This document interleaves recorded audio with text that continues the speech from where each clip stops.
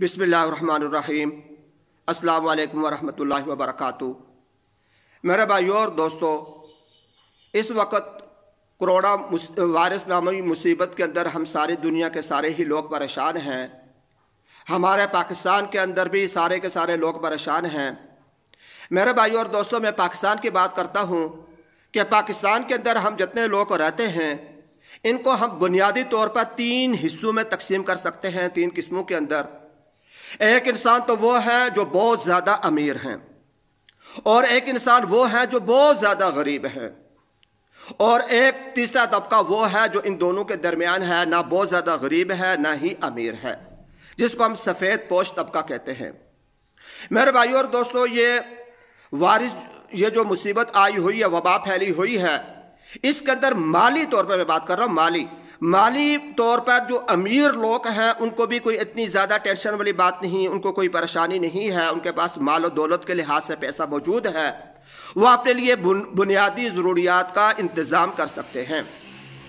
اسی طریقے سے میرے بھائیوں اور دوستوں، جو بہت زیادہ غریب لوگ ہیں ان کو بھی میرے خیال کے اندر، میرا اپنا یہ ذہن ہے کہ اس مصیبت کی وجہ سے ان کو بھی کوئی پریشانی نہیں، بلکہ سننے میں آ رہا ہے کہ وہ لوگ تو خوش ہیں، کہ بہت سارے جو امیر لوگ ہیں، اللہ والے جو لوگ ہیں جن کے پاس وسائل موجود ہیں، غریب لوگ ان کی نظروں کے اندر ہوتے ہیں، اور وہ سارے کے سارے امیر جو لوگ ہیں وہ ان لوگوں کی مدد کر رہے ہیں۔ جو مزدور ہیں، جو ان کا کمانے والا کوئی بھی نہیں،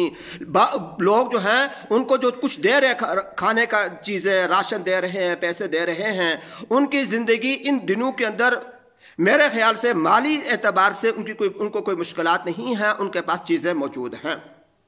سب سے زیادہ جو نقصان ہوا ہے اس وائرس کی وجہ سے مالی طور پر، وہ سفید پوش طبقے کا ہے،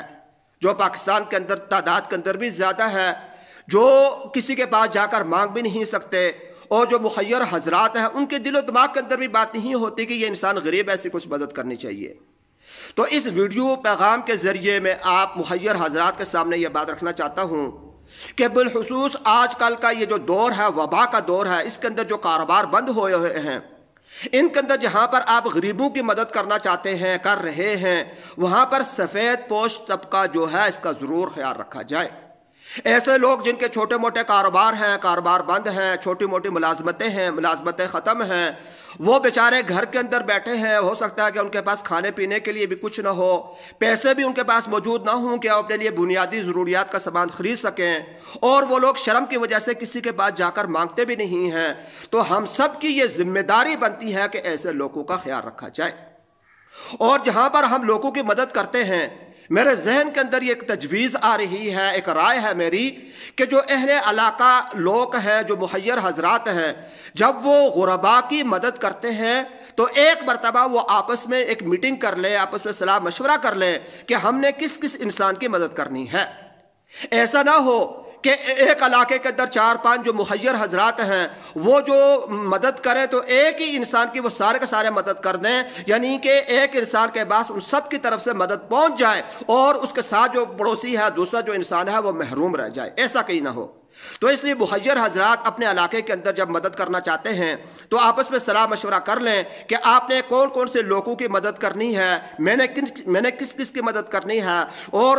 باقی جو ہیں وہ کس کس کی مدد کریں گے، اور اس صلاح مشورے کے اندر سفید پوش طبقے کا ضرور خیال رکھا جائے کہ جو لوگ جو ہیں اپنے کاروبار کی بندش کی وجہ سے گھر کے اندر بیٹھے ہیں، پریشان ہوں گے، ان کے پاس کھانے پینے کے لیے کچھ نہیں ہوگا، تو ان کو بھی ہم یاد رکھیں۔ کیا پتہ اللہ تبارک و تعالیٰ کو ہماری کوئی ایسی ہی نیکی پسند آ جائے اور اللہ تبارک و تعالیٰ ہماری مغفرت فرما دیں۔ آخر میں اللہ پاک سے دعا ہے کہ اللہ تبارک و تعالیٰ مجھے، آپ کو، سارے وطن عزیز کے اندر رہنے والے سارے کے سارے لوگوں کو اور ساری دنیا کے سارے انسانیت کو اس مصیبت سے نجات عطا فرمائے۔